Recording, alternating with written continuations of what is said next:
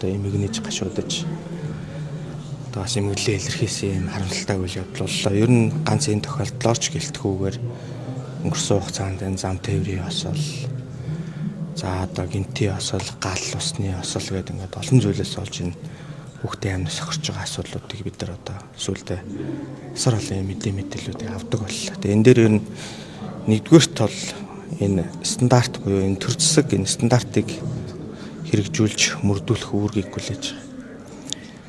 Өнөөдөр бид нэр энэ парламент, засгийн газар, нийслэл, аймаг, сум, дүүрэг гэдэг ингээд нэгжийн хуулиараа бүх ингээд нэгжүүд нь байж байгаа. Энэ нэгжийн удирдлагууд өнөөдөр яг юу хийж байна? Жишээлбэл заамар сумын осол усан газарт нэг багийн засаг дарга гэдэг нөхөр байж л байгаа.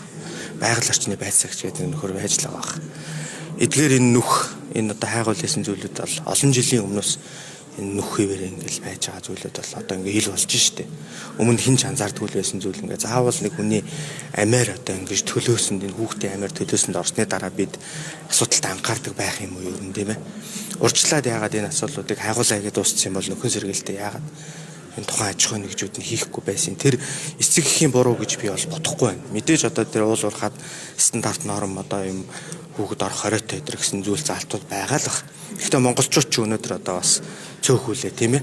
Энэ болгонд одоо бас нэг ирээдүй болсон, хойч ирээдүй болсон хүүхдийн амнасыг ингээд алдаа таах нь тун юм үнэлтэд зүйл учраас би энэ дэр за эцэг эхний тийм санаатаагаар одоо ингээд хүүхдээ алдаг гэж хинжсэн бодохгүй шүү дээ. Мэдээжсэн хинжсэн хараад явж байгаа. Өнөөдөр тэр цооног хэрвээ нөхөн сэргэлтийгтэд бүглэгдсэн байсан бол ийм зүйл болохгүй л байсан. Би тэр хевлээс авсан мэдээлэлээр болоод тэгэл ихчээгээл ахыг хараад гүүж яваал тэгэл тэр цооног унаад алдчихж байгаа. Дээр нь одоо энэ онцгой байдлын алба тодорхой төвшөнд одоо өмнө одоо ийм осол гарч байгаагүй гэж бол одоо бидэнд мэдээлсэн.